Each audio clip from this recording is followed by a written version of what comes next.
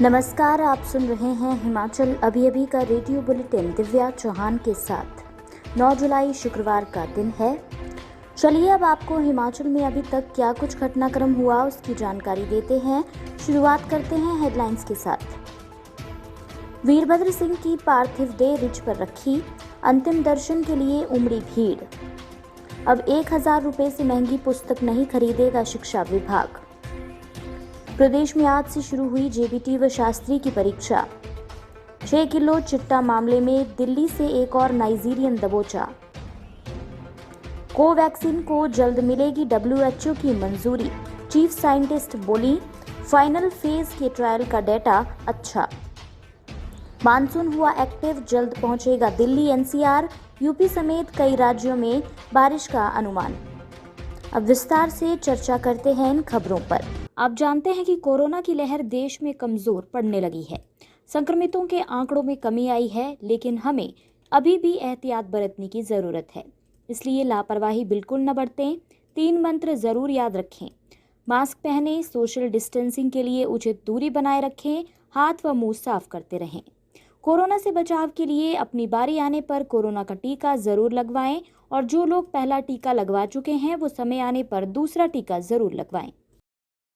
आपके स्वास्थ्य का प्रहरी श्री बालाजी हॉस्पिटल कांगड़ा हिमाचल।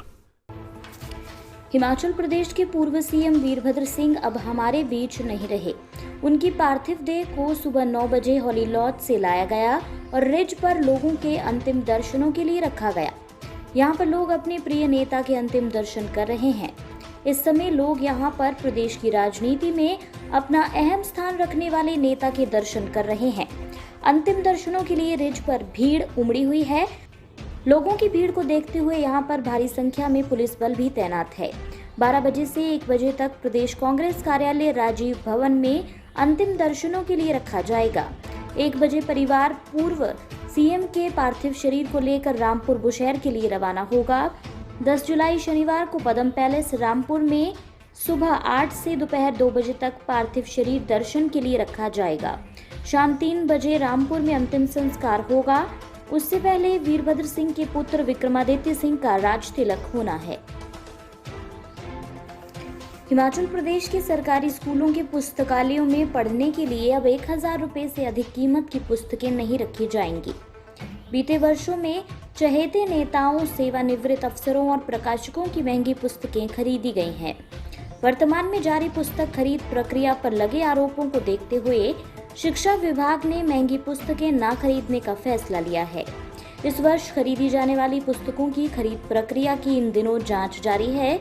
चयनित कंपनियों के आवश्यक दस्तावेजों की जांच अगले सप्ताह तक पूरी होने के आसार हैं।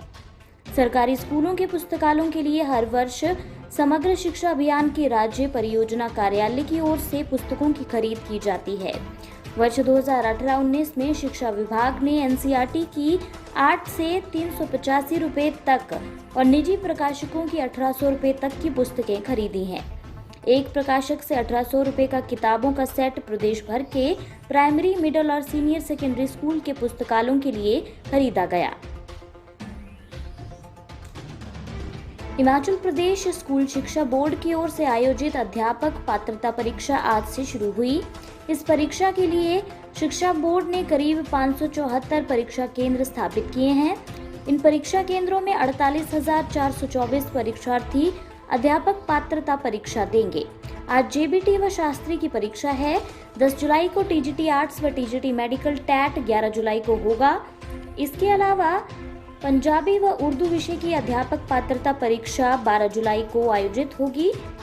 शिक्षा बोर्ड ने 8 विषयों पर अध्यापक पात्रता परीक्षा के लिए 24 मई से 21 जून तक आवेदन ऑनलाइन मांगे थे। इस निर्धारित समय अवधि में बोर्ड के पास 52,222 आवेदन पत्र प्राप्त हुए थे। इनमें से 3,802 आवेदन ऐसे थे जो बिना परीक्षा शुल्क के प्राप्त हुए। बोर्ड की ओर से 2 दिन का समय शुल्क जमा करवाने के लिए दिया गया था, लेकिन परीक्षा शुल्क जमा न करने वाले अभ्यर्थियों के आवेदन रद्द हो गए। अन्य समाचार सुनिए ब्रेक के बाद।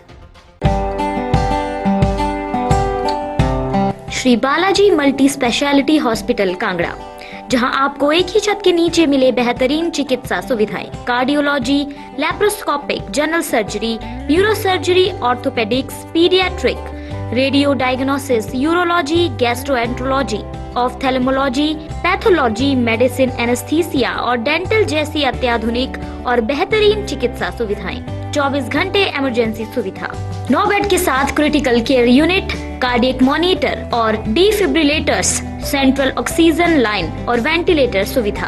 हिमाचल प्रदेश के सबसे बड़े निजी स्वास्थ्य सेवा प्रदाताओं में से एक Shri Balaji multi speciality hospital Kangra राष्ट्रीय स्वास्थ्य बीमा योजना के साथ सूचीबद्ध Shri Balaji multi speciality hospital Kangra BPL परिवारों के लिए अस्पताल में कैशलेस भर्ती होने के साथ ही ईसीएच की भी सुविधा।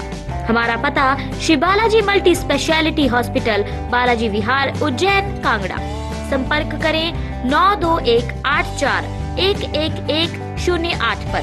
Shri Balaji multi speciality hospital Kangra.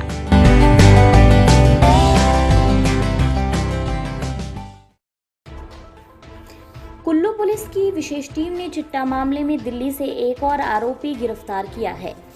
इसकी पहचान 23 वर्षीय अफमुल्ले गुडनेस नाइजीरिया निवासी के रूप में हुई है। कुल्लू पुलिस ने हिमाचल में चिट्टा लाने की कोशिश में 2 युवकों को 30 जनवरी को गिरफ्तार किया था।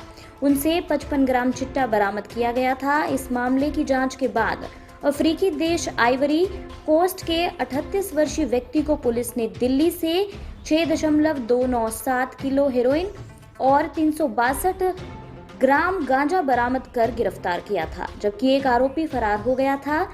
4 महीने बाद अब पुलिस ने उसे दबोच लिया है। कुल्लू पुलिस ने जुलाई 2019 से अब तक 24 विदेशी नागरिकों को ड्रग्स के अवैध व्यापार करने के जुर्म में गिरफ्तार किया है। इनमें से 17 अफ्रीकी मूल से चिट्टा सप्लायर हैं, जिनमें से 14 अभी भी जेल में बंद हैं।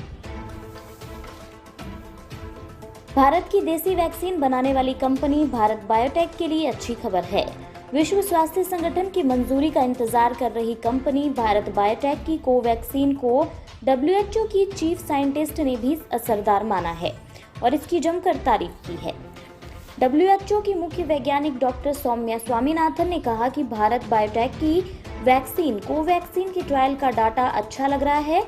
जैसा कि कोवैक्सीन WHO की मंजूरी का इंतजार कर रहा है। स्वामीनाथन ने कहा कि प्री सबमिशन बैठक 23 जून को हुई थी और अब इसके ट्रायल के डेटा पैकेट को इकट्ठा किया जा रहा है। भारत की देसी वैक्सीन बनने वाली कंपनी भारत बायोटेक के लिए ये अच्छी खबर है। काफी दिनों से भीषण गर्मी, लू और उमस की मार झेल रहे दिल्ली एनसीआर के लोगों के लिए थोड़ी राहत भरी खबर है। अगले 24 से 48 घंटे में मानसून सक्रिय होने वाला है। इसके लिए अनुकूल परिस्थितियां बननी शुरू हो गई। गुरुवार रात को हल्की बारिश हुई। मौसम विभाग के अनुसार आज भी हल्की बारिश देखने को मिल सकती है। इससे तापमान में थोड़ी गिरावट आ सकती है। अगले 24 घंटों के दौरान दिल्ली, पूर्वी उत्तर प्रदेश, पश्चिम बंगाल, झारखंड के कुछ हिस्सों, उड़ीसा, दक्षिण और पूर्वी मध्य प्रदेश समेत देश के अन्य कई हिस्सों में हल्की से मध्यम बारिश हो सकती है।